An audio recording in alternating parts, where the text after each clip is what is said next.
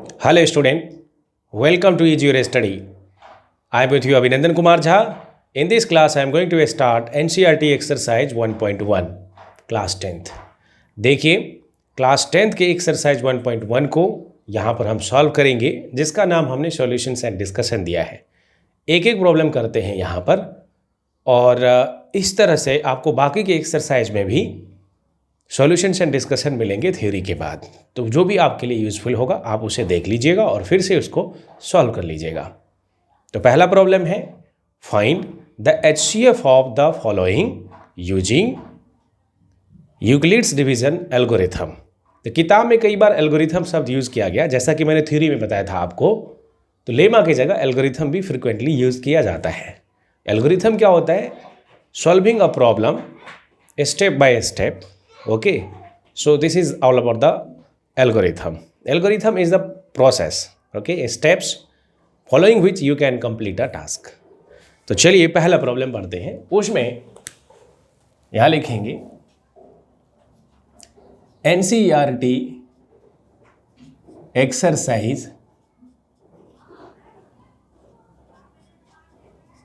1.1 class 10th। बात कर रहे हैं मैथमेटिक्स की। मैथमेटिक्स की ही बात है। ऑफ कोर्स मैं मैथ शॉर्ट में लिख देता हूं। पहला प्रॉब्लम है कि find the HCF of the following. तो तीन प्रॉब्लम है इसमें। पहला है कि HCF ऑफ,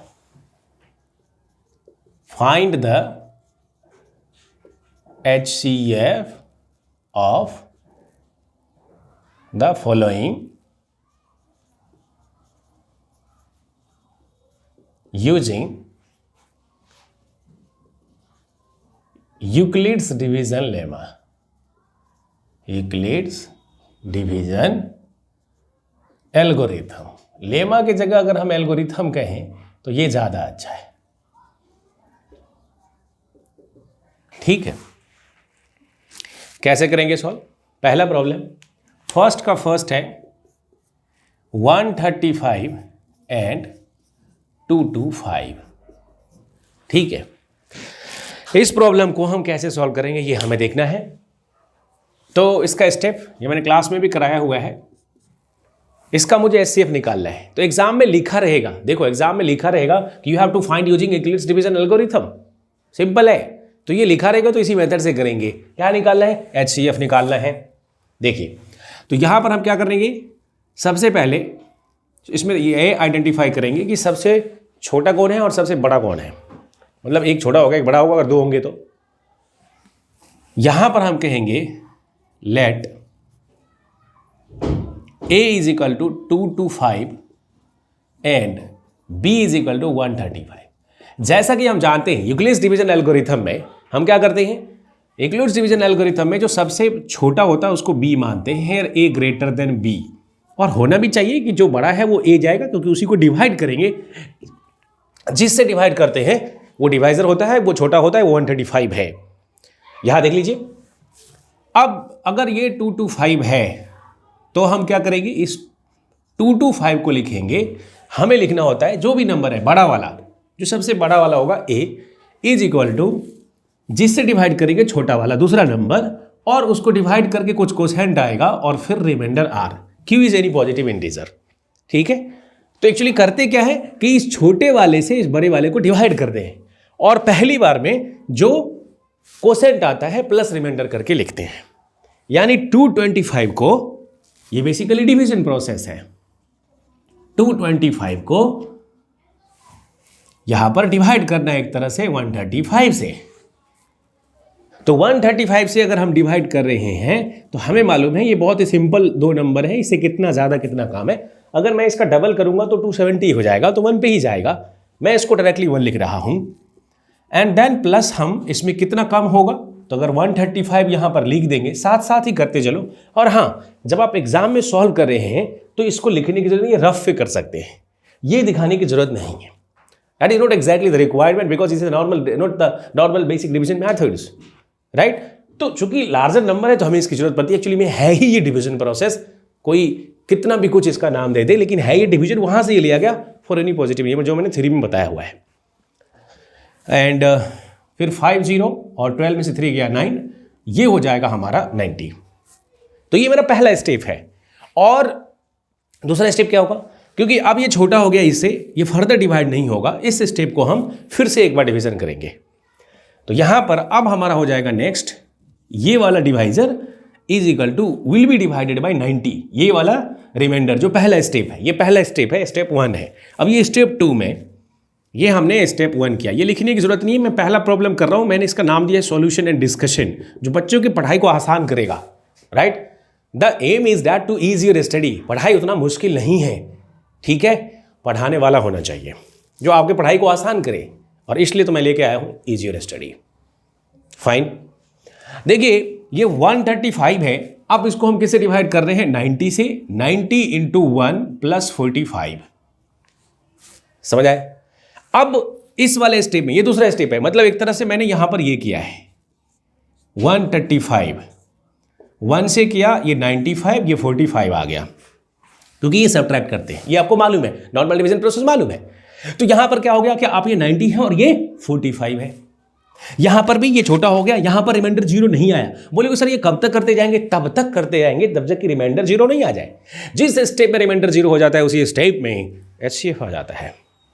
तो यहां पर लिखेंगे हम 90 इंटू 1 प्लस 45, इस स्टेप में भी नहीं हुआ तो अब हम स्टेप 3 करेंगे, इसीलिए इसको एल्गोरिथम कहते हैं, step by step process for solving a problem और एग्जीक्यूटिंग अ टास्क।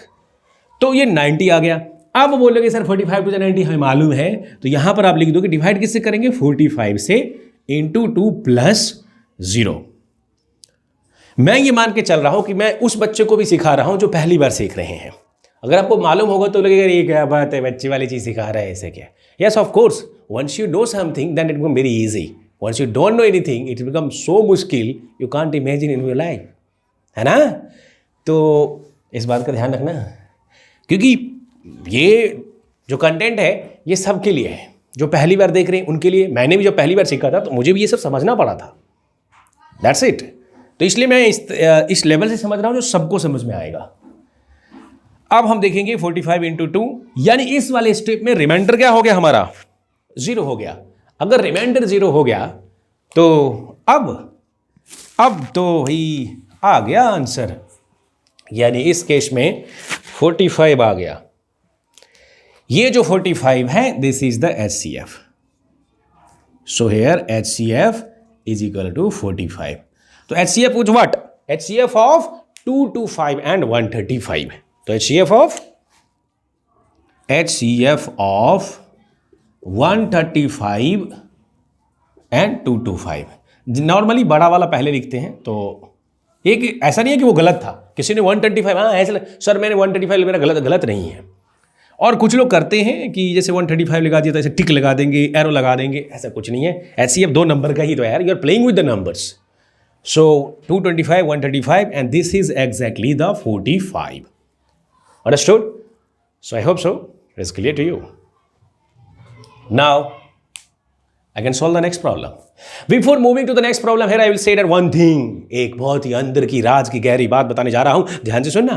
देखो ये क्या है, इस केस में अगर हमने देखा कि ये अगर HCF लिया हमने, इसका HCF मतलब 225 और 135 का जो HCF है वो 135 90 का HCF है और 90 और 45 का HCF है। बोलोगे सर कहना क्या चाहते हो? अरे वो वही लिख के दिखाता हूं, ये देखो। इसका मतलब ये हो गया कि अगर मैं लिखूं HCF ऑफ 225 135, अगर मैंने ऐसा लिख दिया, this is equal to HCF of ये 2 नंबर का HCF will be equal to 135 और 90 का HCF। लिखेंगे HCF of 135, 90, this is equal to HCF of 90, 42। Understood जी? तो यहां पर हम लिखते हैं HCF of 225 135, HCF of 135 90 and HCF of 90 and 45 unique है, हर स्टेप में सेम है। और यही प्रॉपर्टी यूज करके एल्गोरिथम, कंप्यूटर एल्गोरिथम लिखना आसान हो जाता है कि यही प्रॉब्लम को अगर मैं कंप्यूटर की एक प्रोग्रामिंग लिखने जाऊं किसी भी लैंग्वेज में, सी प्लस प्लस, पाइथन वगैरह जो भी आप यूज कर रहे होंगे, आगे यूज करेंगे, तो उसमें ये वाला चीज कॉमन फैक्टर है कि क्योंकि हम यहां पर देख रहे हैं कि HCF 225 और 135 का, 135 और 90 का, 90 और 45 का ये सेम है। अंडरस्टूड? बढ़ेंगे आगे। नेक्स्ट प्रॉब्लम समझ आया? तो ये खासियत होती है, इसलिए मैं सॉल्यूशंस एंड डिस्कशन कहता हूं। अगर आप खुद से सॉल्व भी कर लेते हो ना, तो एक बार देखना जरूर मेरे वीडियो को, क्योंकि इससे आपकी अंडरस्टैंडिंग लेवल बढ़ेगी। और एक बार अंडरस्टैंडिंग और लेवल बढ़ जाती है ना माय डियर, तो बहुत ज्यादा प्रॉब्लम करने की जरूरत नहीं है। कोई अगर 1 लाख प्रॉब्लम कर लेगा तो वो 101 मार्क्स नहीं ले आएगा, मार्क्स तो उसको 100 ही लाना है। यस और नो? इसलिए कहते हैं कि सीखो अच्छे से। रिमेंबर तो पहला स्टेप वो तो है, understand, apply, analyse and then create and evaluate. यही 5 स्टेप्स तो हैं लर्निंग के। तो बहुत ज्यादा कि 1 लाख प्रॉब्लम कर लेंगे, ये किताब लगा लिया, वो किताब लगा लिया, यहां पर उतना ही जितना मैं बता रहा हूं उतना कर लिया तो आपको मैक्सिमम मार्क्स आएंगे। 100% मार्क्स की गारंटी दे सकता हूं मैं, जो मेरे साथ लाइव क्लास में। ठीक है, बढ़ते हैं आगे। सेकेंड प्रॉब्लम करेंगे 196 388 38220।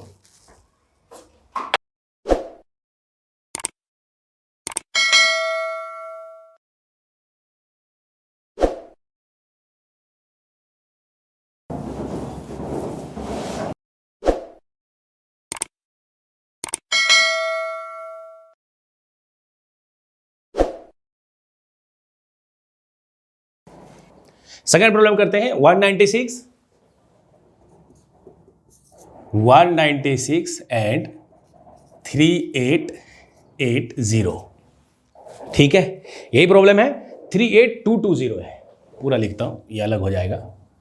38220 NCERT का ही ले रहे तो देख लेना, स्क्रीन पे भी प्रॉब्लम चलेगी, वो भी देख लेना।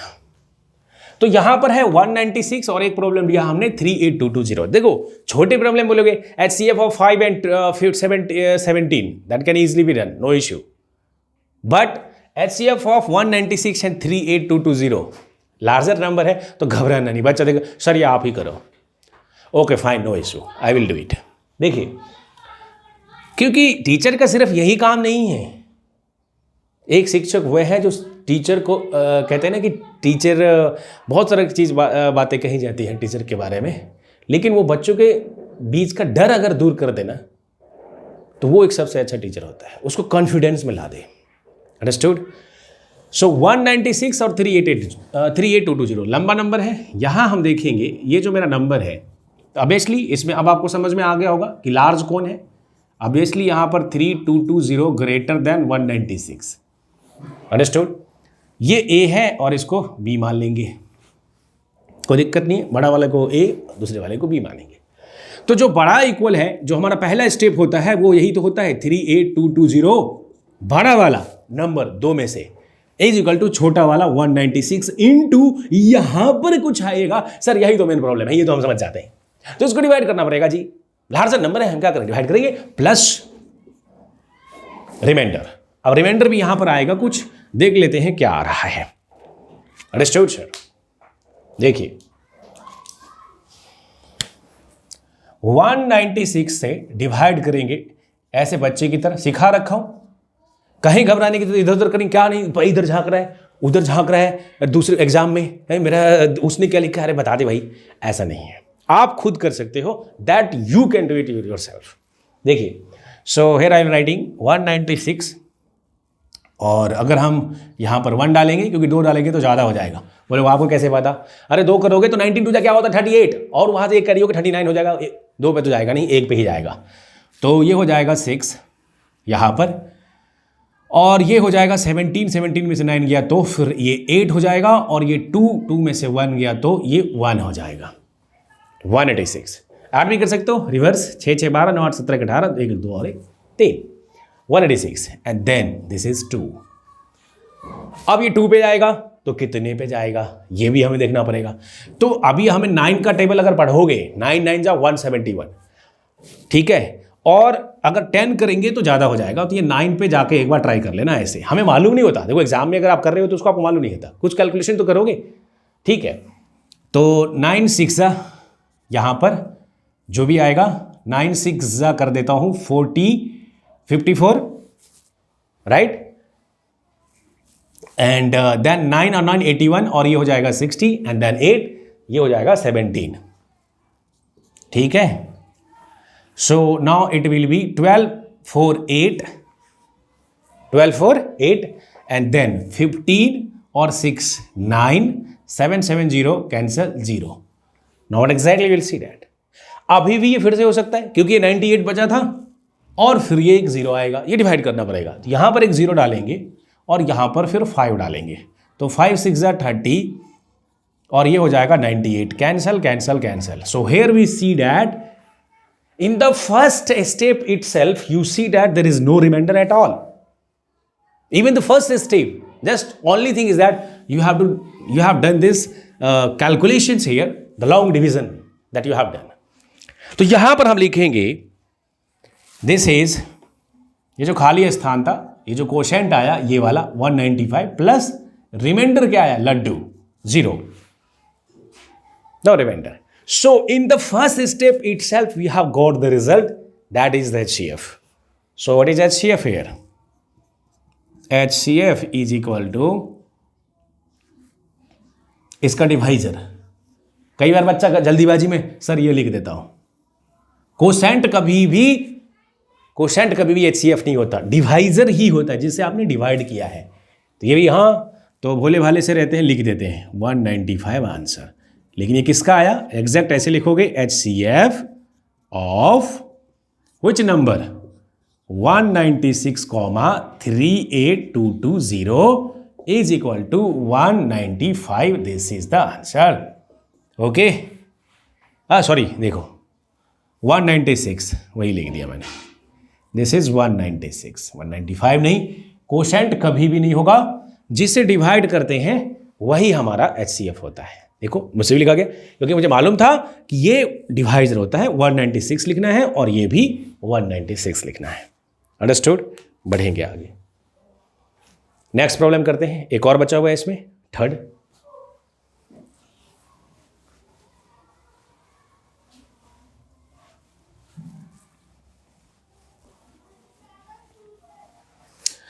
प्रॉब्लम करते हैं. थर्ड प्रॉब्लम है हमारे पास 867 एंड 255. ये फर्स्ट का ही थर्ड चल रहा है. क्या चल रहा है? फर्स्ट का ही थर्ड चल रहा है. 867 एंड 255. अंडरस्टूड. अब हम इसको कैसे सॉल्व करेंगे? तो यहां पर सबसे पहले स्टेप क्या होता है, जो लार्जर है 867 ग्रेटर देन 255, तो इससे हमें क्लियर पता चल जाता है कि हम इसको A मानेंगे और इसको B मानेंगे. A is equal to b q plus r होता है, यही तो होता है. A is equal to b q plus r होता है. तो जहां पर R हमारा 0 less than R less than B होता है, ये आपको मालूम है.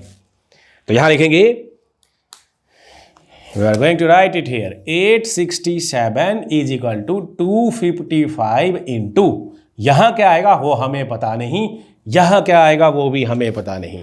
तो हम क्या करेंगे, यहां पर डिवीजन मेथड करेंगे. लिखेंगे 255 छोटे वाले से डिवाइड करेंगे 867 को. तो अगर हम 4 पे जाएंगे तो 1000 आ जाएगा. 3 पे लग रहा है कुछ हो सकता है, तो 3 पे इसको डाल के देखते हैं. 3 5 जा 15, फिर 1, फिर 16 और 3 2 जा 6 एंड 1 7. अंडरस्टूड. तो यहां पर हो जाएगा 7 - 5 2 और फिर ये 15 और 6 ये 9, ये कैंसिल. अब तो कुछ बचा नहीं और ये तो बहुत ही छोटू सा है, मतलब 92 है. तो यहां हम लिखेंगे इंटू 3 और यहां पर बच रहा है 92. कैलकुलेशन हमेशा चेक कर लेना, गलती नहीं हो सकती कभी भी. ठीक है. तो 5 और 2 7 और 9 और 6 15, 9 और 6 15,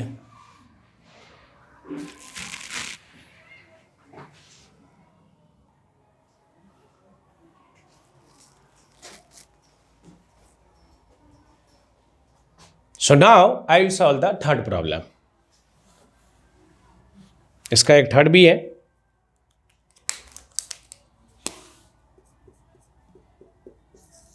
867 एंड 255, देखिए ये क्या है, यहां पर 867 है और 255, एक 255 भी है, एक नंबर दिया हुआ है, ठीक है। तो देखिए इसमें लार्जर कौन सा है, ये वाला लार्जर है, ये स्मॉलर है, इसको ए मानेंगे, इसको बी मानेंगे, ठीक है। तो लार्जर इज इक्वल टू क्या लिखते हैं, स्मॉलर, मतलब ये डिवाइजर इनटू कोसेंट, हमें नहीं पता, रिमाइंडर हमें निकालना है। So how exactly you are going to take it. यहां पर हम देखेंगे कि अगर मैं 867 को 255 से यूं ऐसे चुपके से कोने में डिवाइड कर लो, कैसे। So you are going to write it here 255, ये आ जाएगा 2, ये 6 और 5 गया, 255 ही है, यस। 6 5 गया तो 1 और नहीं। तो ये लिखने के बाद अब हम इसको करेंगे डिवाइड 255 से डिवाइड करेंगे 867 को।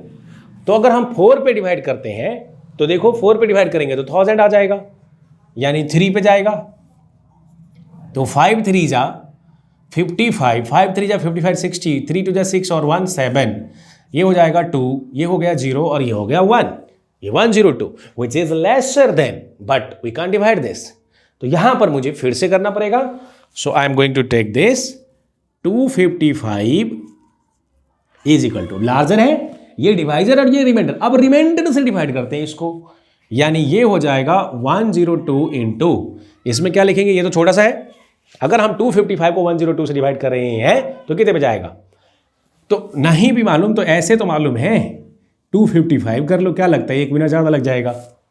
यहां लिखेंगे 2 से कर दिया तो 204, 541 और ये हो जाएगा 5, ये cancel. So here I will get, कितने पे गया, कोशेंट क्या आया 2 प्लस रिमाइंडर क्या आया 51, हाँ पहले वाले स्टेप में 3 और 102, fine. So we have completed 2 steps, but here again the remainder is not 0. So if the remainder is not 0, then I have to do it again. तो अब हम क्या करेंगे, 102 को जो लार्जर है इज इक्वल टू किससे, रिमाइंडर से डिवाइड करेंगे, रिमाइंडर इनटू, अब ये तो 2 जा होता है तो 2 प्लस इसका रिमाइंडर 0, जैसे ही रिमाइंडर 0 आ गया, so I will say that this is the HCF in this step. So HCF of 867, 255 is equal to, this is 51. This is the answer. तो तीसरे स्टेप में हमें आंसर आ गया, first step, second and third, and we have got the answer. So this is the first problem that we have finished it by using the Euclid's division lemma. Now moving to the next problem, problem second.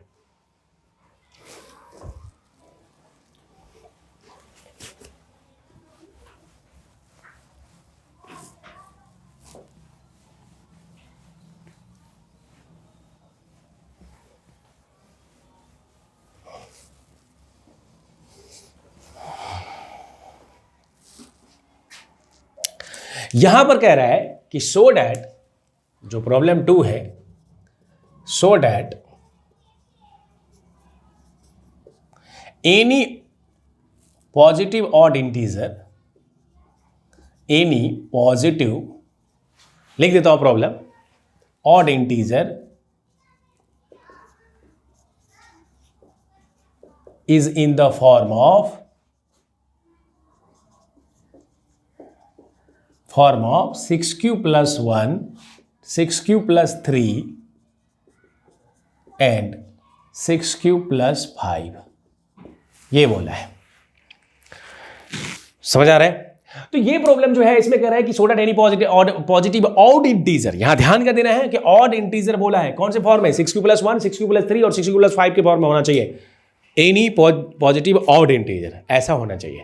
तो बताया था theory में कि जब भी ऐसा बोले 6q plus 1 किसी के फॉर्म में आ जाए, मतलब इसमें डिवाइड किसे करना है, 6 से, यानी हम यहां पर इसका सॉल्यूशन लिखेंगे और बोलेंगे let a is a b a d positive integer, अब वो ऑड है इवन है हमें नहीं मालूम, positive integer, understood. Now we will divide with y which number 6, I am going to divide with y 6, तो यहां पर a इज डिवाइडेड बाय 6, और ये लिखो या let b is equal to 6, ये नहीं लिखना ये लाइन तो लिखेंगे b इज इक्वल टू 6, ये मानो और ये मानो, दोनों ही बातें, मेरा चॉइस है। बेसिकली ये प्रोसेस वही है, लेकिन इसको हिडन है क्योंकि वो फॉर्म नहीं लिया गया, इसमें कोई दिक्कत नहीं है। यही तो इक्लिप्स डिवीजन लेमा था, ऑलरेडी डिवीजन सीख चुके हो, और इक्लिप्स ने क्या किया, उस चीज को किसी भी रियल पॉजिटिव इंटीजर के लिए लगा दिया। अब यहां पर हम लिखेंगे a इज इक्वल टू किससे डिवाइड कर रहे हैं, b से, तो b हो जाएगा 6q प्लस r, ये हो जाएगा वेयर q, यहां पर वेयर q इज एनी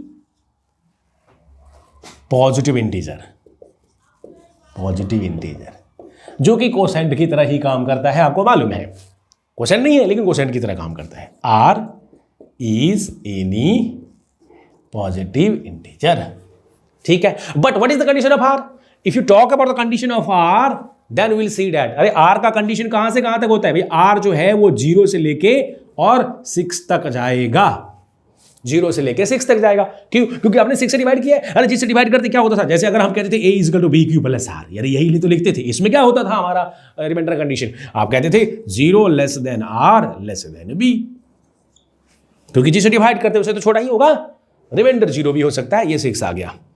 अब इसका मतलब क्या है, if you see it will see that, यहां पर हम देखेंगे तो इससे जो हमें r की वैल्यू निकलती है वो हमें लिखना है, r की वैल्यू क्या होगा वो देखो, r की वैल्यू यहां पर आएगा 0 1 2 3 4 5, और फ्लो में लिखते लिखते बच्चा 6 भी लिख देता है।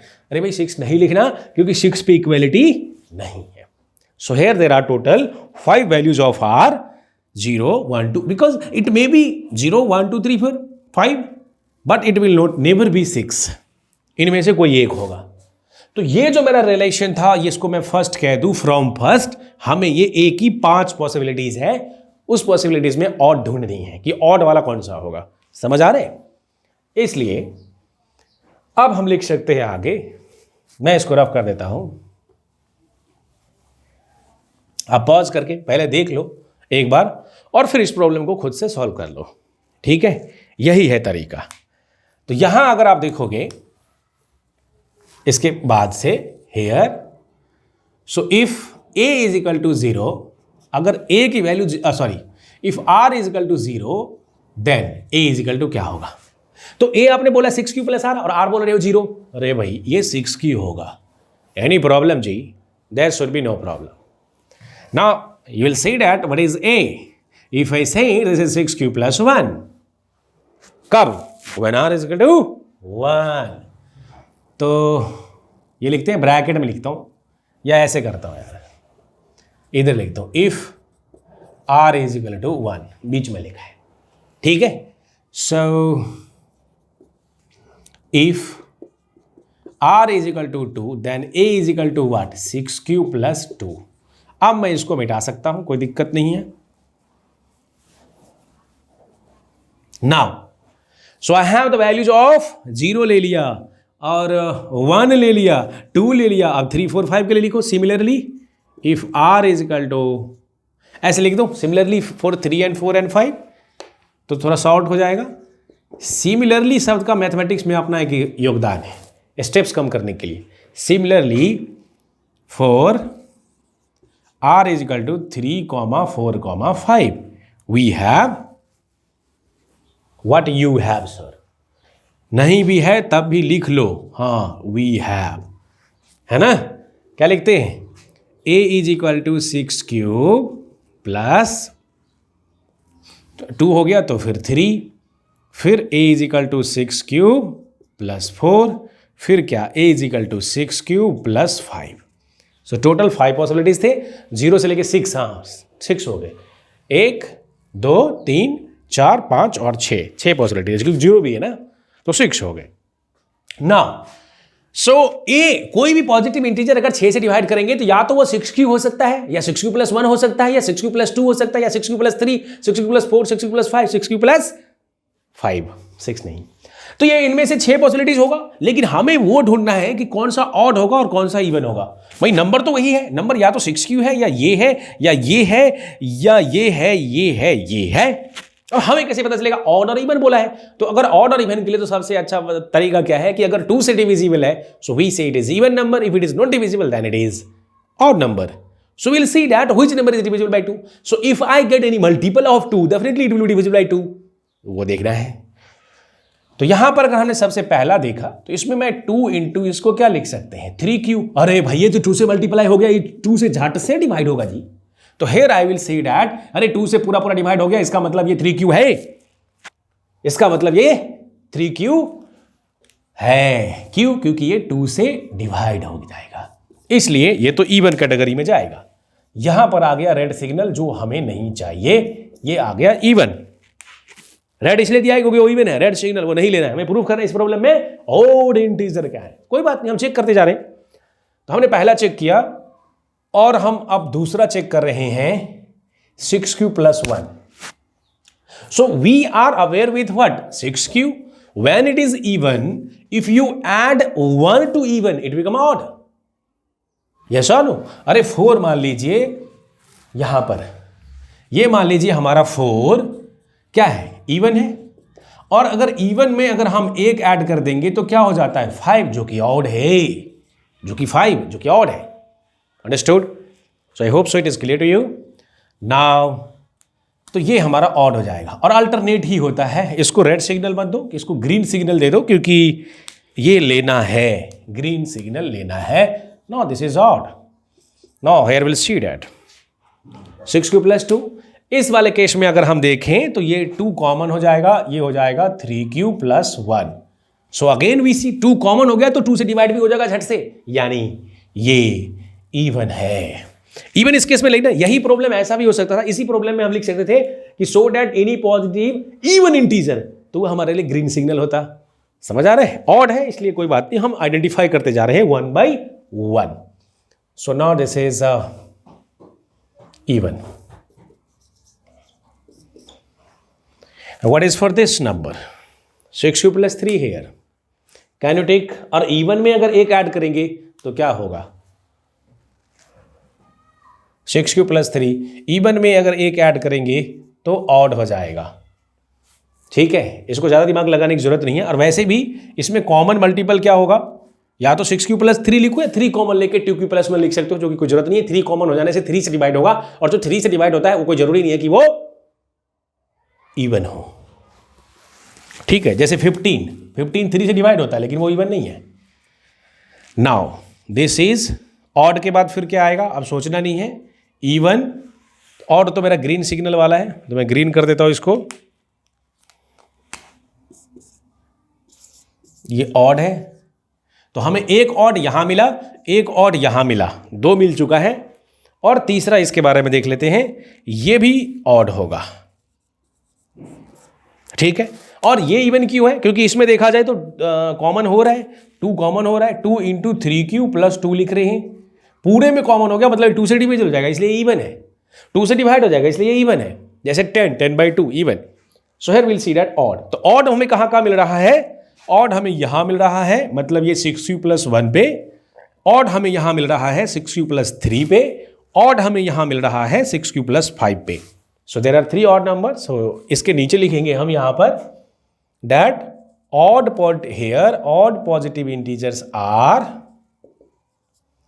odd positive integers are 6q + 1, 6q + 3 and 6q + 5, hence proved।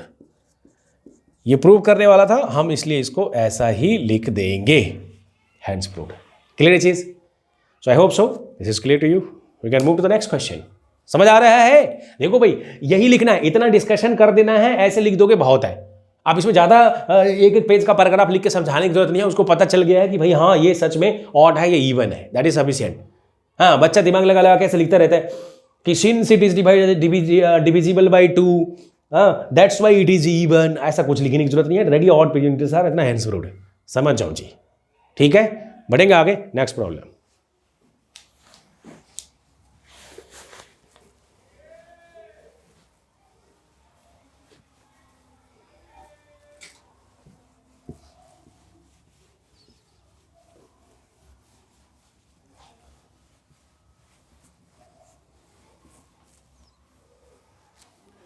Next problem है प्रॉब्लम थर्ड, ये भी मिटा देता हूं।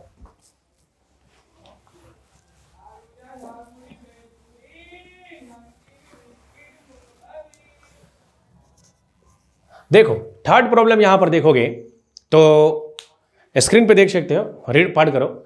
ये जो प्रॉब्लम है थर्ड प्रॉब्लम, ये 616 मतलब ऐसे आर्मी कंटिजेंट है। मैं डायरेक्टली यहां पर सॉल्यूशन लिख रहा हूं। इसमें क्या बोल रहा है कि एक आर्मी कंटिजेंट, भाई आर्मी कंटिजेंट क्या होता है? कई बच्चा तो यहीं पर सर ये कंटिजेंट मतलब तो मुझे कुछ खतरा लग रहा है सर। कंटिजेंट का मतलब वर्ड के लिए ये वर्ड हमें समझ नहीं आ रहा।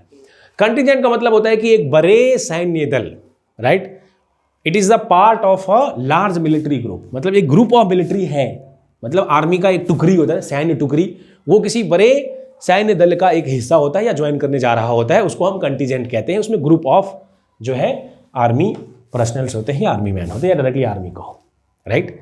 तो सैन्य दल की एक टुकड़ी जो दूसरे बड़े सैन्य टुकड़ी का हिस्सा होता है। मान लीजिए कि एक कोई रेजिमेंट है जिसमें 1 लाख सैनिक है, तो उसके 600 सैनिक जो दूसरे कहीं किसी भी फ्रंट पे जा रहे हैं, कहीं भी जा रहे हैं, किसी काम से जा रहे हैं, तो वो एक ग्रुप ऑफ आर्मी पर्सनल है यहाँ पर।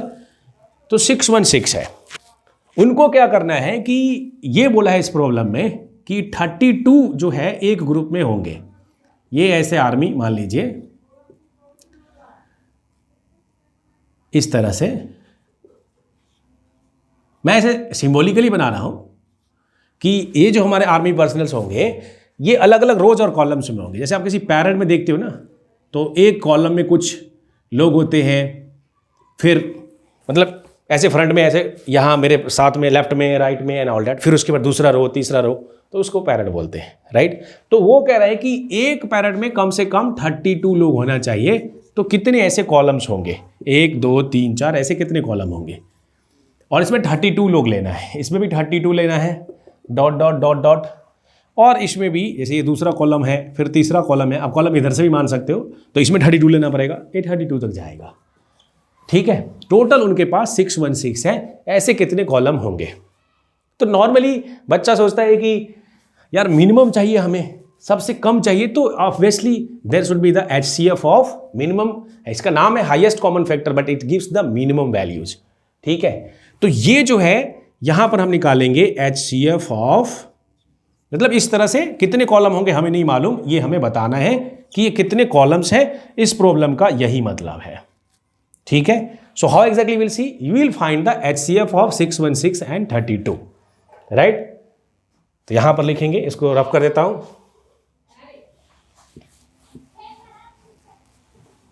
Find the, so answer will be, ये लिख लेना, और उसके बाद find the HCF of, find the HCF of 616 and 32। क्यों ले रहे 32? टोटल आर्मी पर्सनल कितना है? 616, और एक कॉलम में कितना रहना है? 32 रहना है, इसलिए इसका लेना है। और मिनिमम कितने रो होना चाहिए, इसलिए HCF पे जा रहा है। तो अब अगर हम HCF निकालेंगे तो अब बोलोगे सर ये तो बच्चे वाला मेथड है, वो लगा ले। नहीं, जो 10 से पहले सेकंड, इसमें हम लगाना क्या है? यूक्लिड्स डिवीजन लेमा लगाना है। क्योंकि अगर HCF निकालना है यहां पर, अगर पढ़ रहा है आपको, तो ऑब्वियसली पूरे चैप्टर में, पूरे बुक में एक ही ऐसा चैप्टर है जिसमें आपको HCF निकालने को मिलेगा, और वो चैप्टर 1 है, और इसमें हमने यूक्लिड डिवीजन लेमा से निकालना है क्लास 10th में। कई बच्चा ऐसे जबरदस्ती, नहीं मैं तो ऐसे निकालूंगा, आप रफ में कर लो ना, but here you have to show it with the Euclid's division algorithm, understood? हाँ, 616 एंड 32 का HCF निकालते हैं। तो HCF निकालने के लिए क्या करते हैं? सबसे पहले जो बड़ा होता है वो लिखते हैं, बड़े नंबर को लिखो, हैं, किससे डिवाइड करेंगे? छोटे से।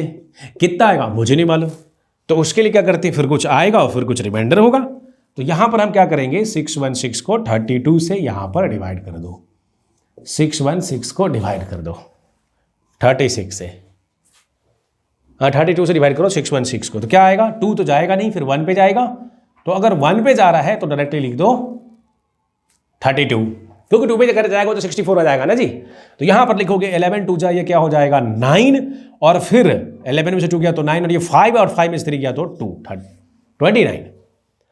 अब अगर हम देखें तो यहां पर एक 6 कैरी होगा, अब ये कितने पे जाएगा, तो अगर हम डायरेक्टली अगर 0 डाल देंगे तो 320 हो जाएगा। 9 पे चेक कर लेते हैं, तो 9 पे अगर हम चेक करें, 9 2 जा 18, राइट, और 1, 9 3 जा 27 और 28।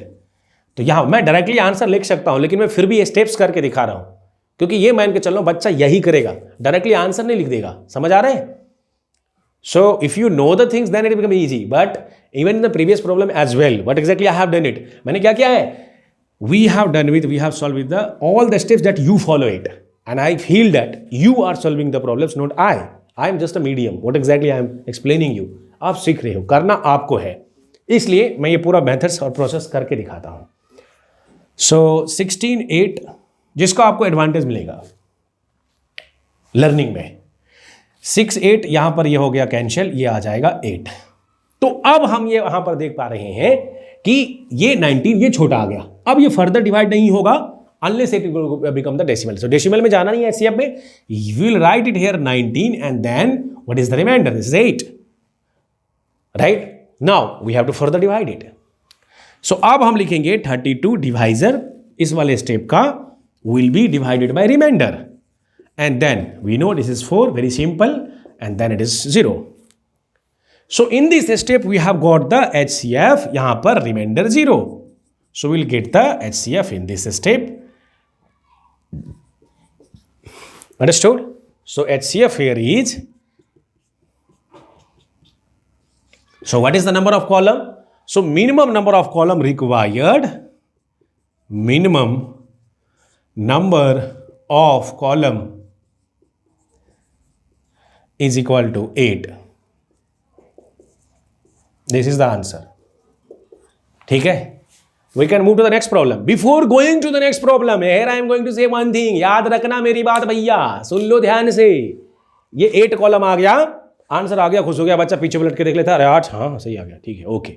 तो कुछ बच्चा तो यहीं पर सेटिस्फाइड हो गया, अगले प्रॉब्लम में चला जाता है, लेकिन कुछ बच्चा इस पर सोचने बैठ जाता है, और वो सोचता है ऐसा है, जो मैं बोल रहा हूँ वो ध्यान से सुन लेना, और अगर सच में ऐसा आपको लगता है कि ये ऐसा क्यों हो रहा है, कैसे हो रहा है, तो आप कमेंट में जरूर लिखो और हमसे कॉन्टैक्ट जरूर करो, ठीक है। चैनल को लाइक सब्सक्राइब और शेयर भी करो, दूसरे लोगों तक भी पहुंचाओ।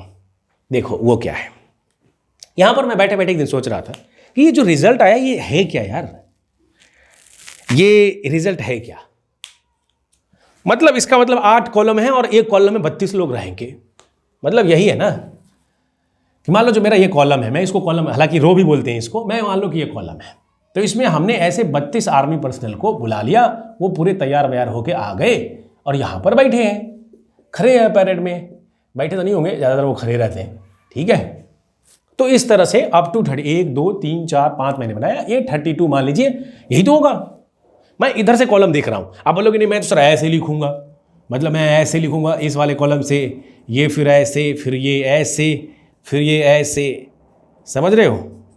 तो ऐसे भी 32 बिठा लो, उससे कोई नहीं, तो फिर इधर 8 हो जाएंगे कॉलम, उससे कोई फर्क नहीं पड़ता। हाँ बच्चा सोचता सर कॉलम तो वर्टिकल होता है, ऐसा कुछ नहीं, मैं इसको कॉलम मान इधर से देख लो ना, क्या होगा, नहीं तो ये 32 हो जाएगा और क्या होगा भाई।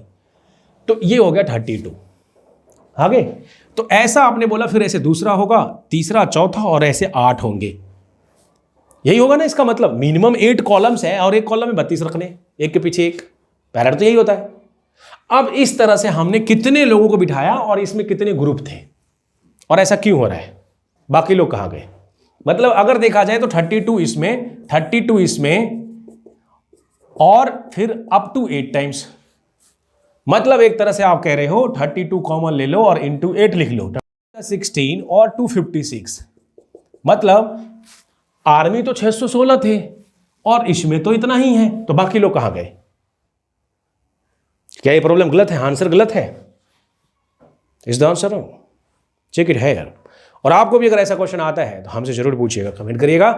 हम आपको और भी अपॉर्चुनिटी देने वाले हैं। जुड़े रहिए, बने रहिए, कहीं और जाने की जरूरत नहीं पड़ेगी, इतना गारंटी देता हूं। Thank you. Moving to the next problem.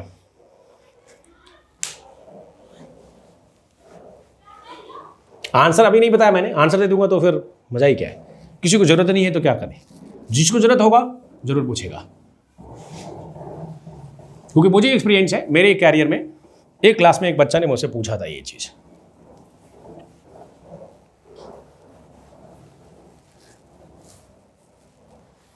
ठीक है, बढ़ेंगे आगे। तो अभी तक हमने टोटल 4 प्रॉब्लम किए, 5th प्रॉब्लम देखते हैं। इस एक्सरसाइज में एक और प्रॉब्लम है 5th, देखते हैं वो क्या है। नहीं, 3rd की है, 3 ही गई है। चौथा भी है, चौथा भी कर देता हूँ। अभी 3rd की है, 4th भी करना है मुझे। 5 ही तो प्रॉब्लम है इसमें, 4th भी कर देता हूँ, वो अलग है। 4th कहता है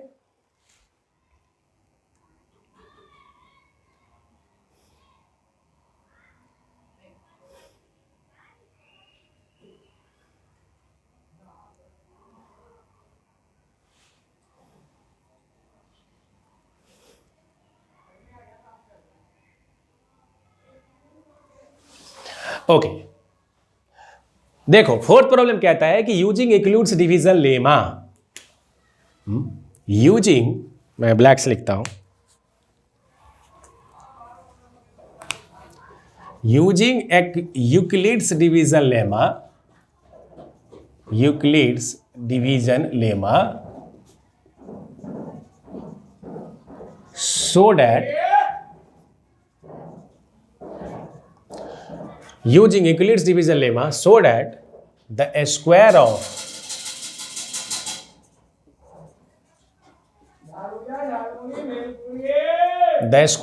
any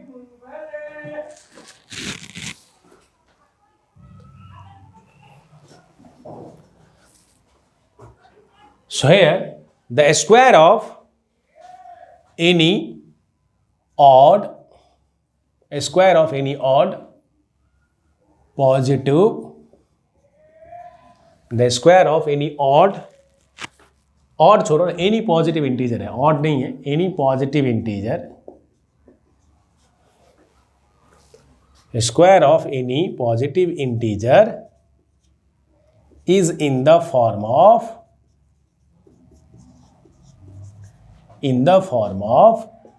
3m और 3m plus 1। चेक कर लेते हैं, 3m और 3m plus 1 for some integer m, for some integer m, यही है। तो यहां पर क्या बोला उसने कि square of any positive integer, ये बात ध्यान रखना है। इससे पहला प्रॉब्लम जो था वो था सिंपल, ये बोला है square of any positive odd integer. तो ये ध्यान रखने की बात है, कोई भी पॉजिटिव इंटीजर है तो जब हमें नहीं मालूम होता है तो हम क्या करते हैं, let a B any positive integer.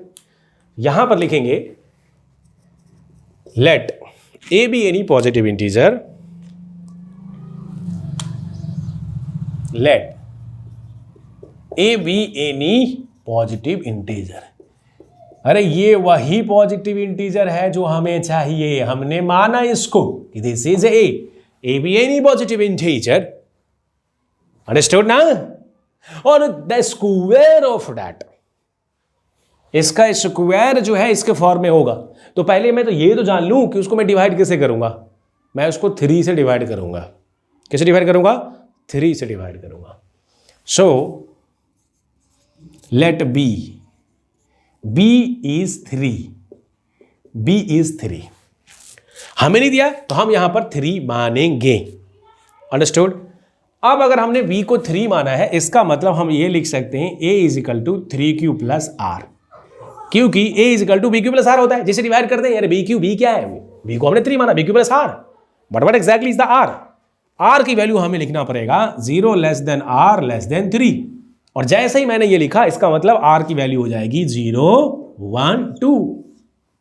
So no what we have now, the value of a is 3q plus 0, 3q plus 0, then this is 3q, a is equal to 3q plus 1, 3q plus 1, a is equal to 3q plus 2, this is 3q plus 2.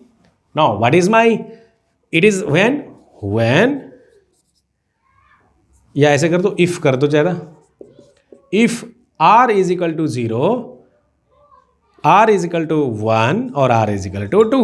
तो यहां पर हमें तीन value मिला है, 3q, 3q plus 1 और 3q plus 2, right. But we have to check the square of this number. तो मैंने पहले a माना और a को 3 से डिवाइड किया. अब वो जो नंबर आया, अब हम उसका स्क्वायर लेने जाएंगे. Now what will be the square of a square, right. So now इसके नीचे लिखेंगे the square of a,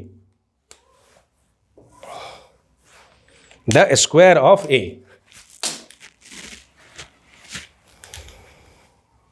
now the square of a. So what will be the square of a? That is a square. तो square of a होगा a square होगा जी. अब a square तो 3 होंगे क्योंकि 3 है, 3q, 3q plus 1, 3q plus 2. तो यहां पर लिखेंगे a square is equal to 3q square जो कि 9q स्क्वायर होगा. ठीक है, जिसको हम लिख सकते हैं, क्योंकि 3q का स्क्वायर है, जिसको हम लिख सकते हैं 3 into 3q square. Fine. Now also a square की वैल्यू क्या होगी, 3q plus 1 का whole square. Understood. So here I will write, इसका स्क्वायर क्या हो जाएगा, 3 का a square plus b square plus 2 into ab, that is 3q. Yes और नो. अरे a प्लस बी का whole square, a square plus b square plus 2ab, यही तो होगा. यानी इसको लिखेंगे 3a स्क्वायर, 3q का स्क्वायर है तो मतलब ये हो जाएगा 9q का स्क्वायर प्लस ये वाला 6q लिख देता हूं और 1 को उधर ले जाता हूं, right. So what I will do it here, यहां पर हम लिखेंगे 3 कॉमन ले लेंगे, ये हो जाएगा 3q स्क्वायर प्लस 3 2 जा q प्लस ये 1 अलग से रहेगा. Fine. Now also we have, अरे इतना लिखने में कोई दिक्कत है क्या भाई, a स्क्वायर ही तो कर रहे हैं. a आपका क्या है, 3q प्लस 1, 3q प्लस 2 है. So write the a square here. This is 3q plus 2 का square. So how exactly we are going to write it? लिखिए. तो ये हो जाएगा 6 3 3 जा 9q स्क्वायर प्लस 3 2 जा 6q स्क्वायर और 3 2 12q, क्योंकि क्या है 2ab है ना, तो 2ab 3 2 जा 6 और 6 2 जा 12, तो ये हो जाएगा 12q प्लस 4. समझ आ गया. सो it is 9q square plus 12q plus 2 का square 4. But exactly will see it here. अब अगर हम यहां पर देखें 3 कॉमन ले लेंगे तो बचेगा इसमें 3q square plus 4q and then plus 4, क्योंकि इसमें 3 कॉमन होगा और ये 2 का स्क्वायर 4 हो जाएगा. फाइन. अब हमें क्या करना होगा ऐसे केस में, जो ये 4 है, ये 4 या तो हम 4 ऐसे छोड़ दें या हम क्या लिख सकते हैं इसको, इस 4 को ऐसा, देखो इसमें 4 है ना, तो इसको हम 3 plus 1 लिख सकते हैं. तो मतलब ये 3 भी कॉमन हो जाएगा इसमें. अरे ले लो ना, 3 ले लो पूरा पूरा, सिर्फ 1 बचेगा. तो यहां पर हम रखेंगे 3q square plus 4q plus 1 plus 1. ये किसी को समझ नहीं आया क्या? अरे क्या क्या मैंने, अरे 3 plus 1 है ना, तो 3 कॉमन ले लिया तो यहां 1 आया और ये वाला 1 यहां आ गया. That simple. तो अब हम इसको ऐसा लिख सकते हैं. अब आप बोलोगे कि सर इससे क्या मतलब है, अरे मैंने इतना ही बताया कि पहले a लिखो, a 3q प्लस 1 है, 3q प्लस 2 है, उसके बाद a स्क्वायर करो, मैंने इतना ही बोला है. तो आपने सिर्फ a स्क्वायर किया, 3 कॉमन लेके लिखा है. अब जैसे इतना लिखना आ गया तो अब ये आसान हो जाएगा, इसलिए क्योंकि ये 3q स्क्वायर है और 3q स्क्वायर को हम मान लीजिए कि जो हमें लाना है, let it is m, it is some m. Fine. You can also let it, this is m. हम मान लीजिए फॉर एनी m, अरे q में है, q की कोई वैल्यू देंगे तो m भी any positive integer, for any positive integer m को हम बोला ना, फॉर सम इंटीजर m, तो किसी इंटीजर m के लिए तो हम मान सकते हैं कि इसमें q की कोई वैल्यू देंगे तो वो m आएगा ना. तो इसलिए मान लीजिए कि हियर दिस इज m. यहाँ पर मान लो एट, यहाँ पर लिख सकते हो से या लेट मान लो। तो मैंने किसको माना है? सिर्फ 3 की स्क्वायर को, और इस वाले केस में इस पूरे गोले वाले को माना है। तो सर मैं एग्जाम में कैसे लिखूंगा? एग्जाम में आप लिखो ना यहाँ नीचे में साइड में let m equal to this, simple है, या एरो लगा के लिखो, क्या दिक्कत है। और इस वाले केस में हम यहाँ मानेंगे m equal to 3q square plus 4q plus 1, और यहाँ पर हमने m की वैल्यू क्या माना है? 3q square plus 2q। ठीक है, साइड में ब्रैकेट में लिख दो। और यहाँ पर हमने m की वैल्यू क्या माना है? m equal to 3q square. Understood ना? तो यहाँ पर हम क्या देख पा रहे हैं कि जो मेरा पहला केस था उसमें तो हमें यह आ गया 3m, इसमें हमें आ गया 3m प्लस 1, 3m प्लस 1, और जो मेरा तीसरा केस है इस केस में भी आया 3m प्लस, इस केस में भी हमें आया 3m प्लस m1। ठीक है, understood? So I hope so up to now it is clear to you. Here is see that 3m plus 1 then 3m plus 1 और दिस इज 3m। तो ये दोनों तो सेम सेम आ गए, तो 2 बार क्यों लिखने की जरूरत है? So for any positive integer, it may be odd even what ever, it is not required, any positive integer can be written in the form of 3m or 3m plus 1. So I will write it here. इसको रब कर देता हूं। इसके लिखने के बाद you can say any integer, positive integer की बात कर रहे हैं, निगेटिव की जाने दो। any positive integer will be in the form of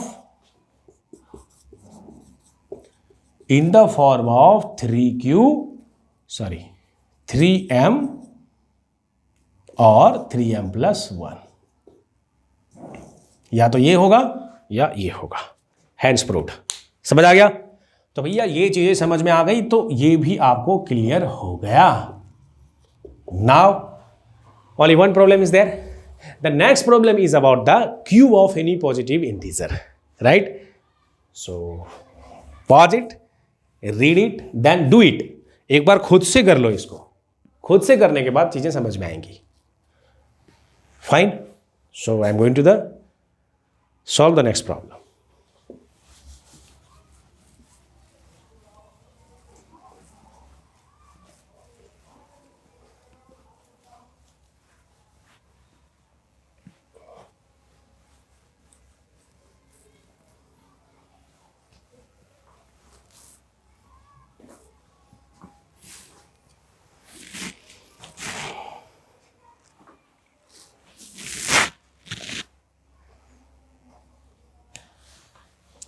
तीसरा, ये 5th प्रॉब्लम है।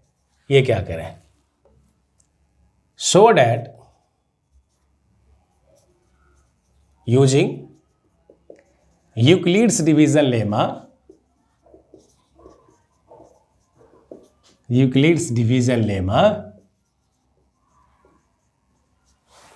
The cube of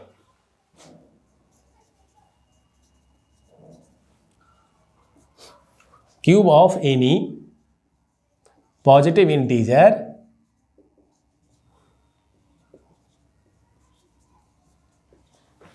the cube of any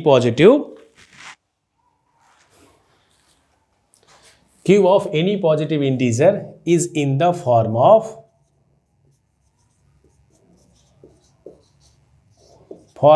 9m plus 1 and 9m plus 8। ये प्रूफ करना है। ठीक है, 9m plus 1, 9m plus 8।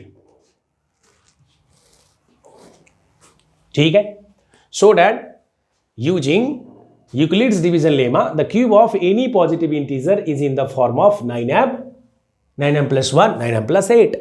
ठीक है, तो यहां पर बात क्या किसका किया है? क्यूब का बात किया है। So it is talk. In this case, you are going to see about the cube of any positive integer. So what is that integer? वहां पर हमें मानना पड़ेगा। तो सबसे पहले हम क्या सोचते हैं इसमें कि भाई वो पॉजिटिव इंटीजर कौन सा है? Let, I don't know, it is a. So let, ये तो लिख लोगे, इसमें भी कोई दिक्कत नहीं होगा। Let a B any positive let a B any positive integer, let a B any positive integer. समझ आ गया? सो यहां पर देख लीजिए, let a B any positive integer. ये तो मान सकते हो ना, इतने कोई दिक्कत नहीं है, A B any positive integer. अच्छा, अब इसको डिवाइड कैसे करें? एक बच्चा कहता है sir b is equal to 9 ले लो। मैंने कहा ना रुको, ये क्यूब के फॉर्म में है। यहां पर बच्चा 9 लेके करता है और उसका आंसर नहीं आता है। आंसर आना भी चाहिए, आंसर छोड़ो ना, 9 हम ले क्यों, इसके पीछे हमें सोचना चाहिए कि इसके पीछे 9 अगर लेंगे तो क्या होगा। अगर 9 से डिवाइड करोगे तब तो आपको 9 चीजें आएंगी और उसमें कोई ऑड इवन भी नहीं है। तो अगर कोई ऑड इवन भी नहीं है और 3 नंबर ही होगा, कोई भी पॉजिटिव इंटीजर जिसका क्यूब होगा, ये मुझे कम लग रहा है ऐसा, क्योंकि 9 से डिवाइड करेंगे तो 0 1 2 3 4 अप टू 8 तक आएगा। तो 8 डिजिट होने चाहिए ना ऐसे पॉसिबिलिटीज, जो है नहीं। तो इसलिए 9 लेने से पहले एक बार चेक जरूर करेंगे।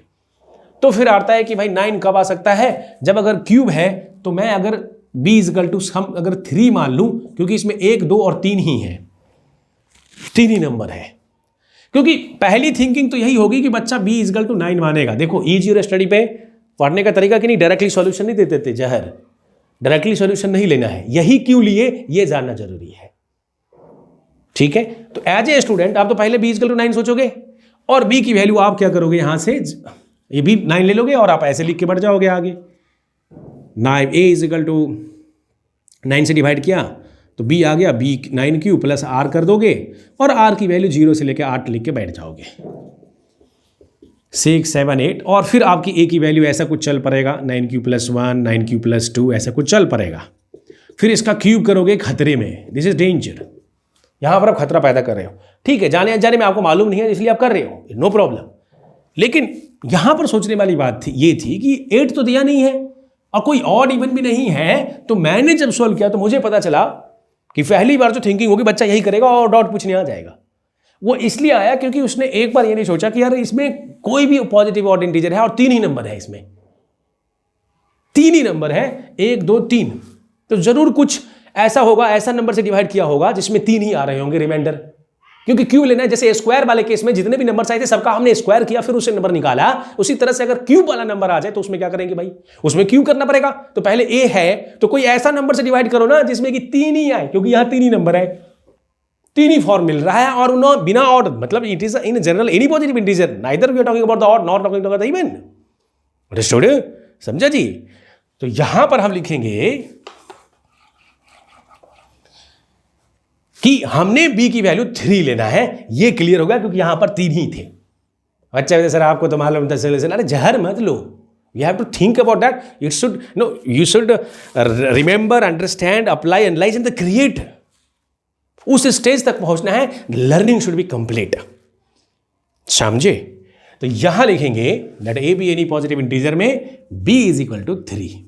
अब ये 3 क्यों है? क्योंकि यहां पर 3 ही था। अगर हम b लेंगे तो मैंने ये सोचा कि इसमें रिमाइंडर क्या आएगा, a is equal to 3 q plus r लिखोगे, 0 1 2 3 ही आएंगे, 0 1 2 3 ही आएंगे।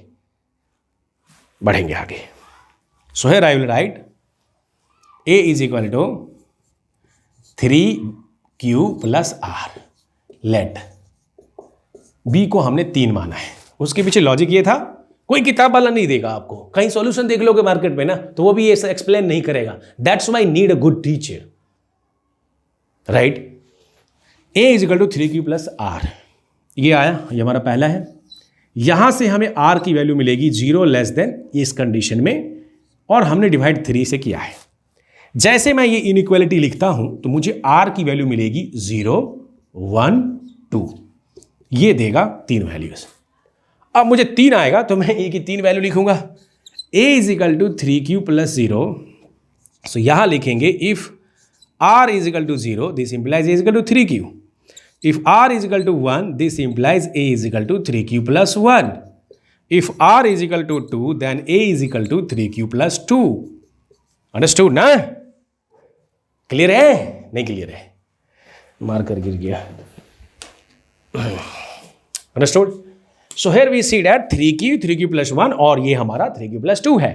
अब हमें इसका क्यूब करना पड़ेगा। So what will be the a Q? यहां से a क्यू की वैल्यू क्या होगी? 27 क्यूब, क्यूब इसका cube. And then what exactly here you are going to say, my dear, 3q plus 1, this is q. समझे जी? यहाँ लिखेंगे aq, this is 27q. हाँ, तो a प्लस बी का होल क्यों लगाओ? aq plus bq plus 3a square मतलब 9q square into b plus 3 into 3ab square, this is 1. I have to write it again. aq plus bq plus 3a square, b plus 3ab square. What is the value? यहां पर लिख लो फटाफट से. अब ये मिलेगा 27 का cube plus 27 cube square plus 3 3 जा 9 cube plus 1. So this is your one thing. Now what is the third here? Now aq. So your aq is 3q plus 1. Then this is 3q plus 2 का whole cube, क्योंकि a की value क्या है यहाँ पर 3q plus 2 है, तो यहाँ a की वैल्यू क्या आएगी? ये आएगी 27q plus what is this aq plus bq क्या है हमारा 2 का cube 8 plus 3a square b. तो देखो मैं डायरेक्टली भी लिख सकता हूँ 3a स्क्वायर मतलब 9q स्क्वायर, पूरा लिख ही देता हूँ. 3a स्क्वायर मतलब 9q square into b plus 3ab square into 2 square. What is the value? To write it again. तो ये हमारा हो रहा है यहाँ पर 27q प्लस 9 3 जा 27q स्क्वायर प्लस और नहीं 27 प्लस 54q स्क्वायर हो रहा है 54q square. And then again here this is 4 और 3 3 जा 9 36 cube plus 8. Understood? So we have 3 cases and based on that we have got 3a cube values. But again unlike like the square we have seen, हमें इसमें जहां भी cube है उसको कुछ न कुछ मान लेना है. What exactly we are going to take it? इसको कुछ न कुछ अगर मान लेंगे तो क्या करेंगे? तो हमें देखना पड़ेगा कि इसमें क्या कॉमन लेना है. 9 अगर हम कॉमन ले लें इस वाले केस में, अगर हम 9 कॉमन ले लेते हैं तो ये बचेगा 3q square plus 3q plus 3q square plus cube और प्लस ये 1 आएगा. ठीक है, पहले इस वाले केस से. और इस वाले केस से क्या आएगा? यहां भी 9 कॉमन ले लो तो ये बचेगा 3q plus 6q square plus 4q और plus 8. So here we see that this will be some values here. ठीक है, यहां पर पहले वाले केस से हम क्या कॉमन ले सकते हैं? 9 इंटू 3q.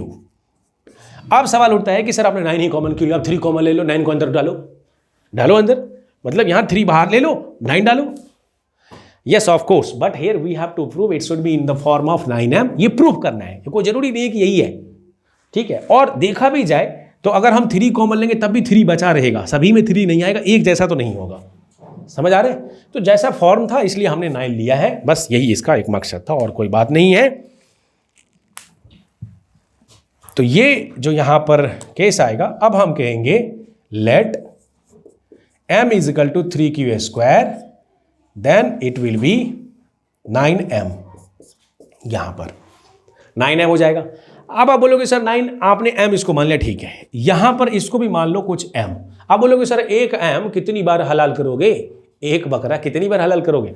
मतलब यहां पर ये 9m है, यहां m की वैल्यू 3q स्क्वायर. यहां अरे m तो एक नोटेशन है ना, एक वेरिएबल है, it can take any values. तो इस वाले केस में हमने ये माना, उस वाले केस में वो माने, ताकि वो एक जैसा m में आ जाए. हाँ, बच्चा यहां भी पूछता है सर इसको m माना तो वो कैसे m हो सकता है? दोनों अलग अलग है ना. m एक वेरिएबल है, नोटेशन है, एक जैसा करने के लिए ही है. ठीक है, तो यहां पर हम लिखेंगे this is my m. So here m is equal to let 3q cube plus 3q square plus q. So now it will be 9m plus 1. दूसरा केस हमारा हो जाएगा 9m प्लस 1. ऐसे ही लिख देना एग्जाम में भी, कोई दिक्कत नहीं है. और यहां पर लिखना ये वाला जो स्टेप है, ये तीसरा, ये हो जाएगा 9m + 8। जहां पर हमने m को क्या माना है, जहां पर हमने m को माना है 3q + 6q² + 4q, ये हमने लेट किया हुआ है। ठीक है, यहां पर क्या आया, तो अब हम लिख सकते हैं डायरेक्टली कि ये जो नंबर है, ये तीसरा वाला, यहां से कह सकते हैं कि हमें 3 वैल्यू आया, एक 9m, so any positive integer will be in the form of 9m, 9m + 1, and this is 9m + 8. So cube of any positive integer will be in the form of 9m, 9m + 1, 9m + 8. ठीक है, this is the answer, hands proved. So we have solved this problem. So total 5 problems of exercise 1 we have finished. In the next class I am going to start the fundamental theorem of arithmetic. वो मैं कराऊंगा, वो पढ़ोगे fundamental theorem, यहां लिख देता हूं, next class fundamental theorem of arithmetic.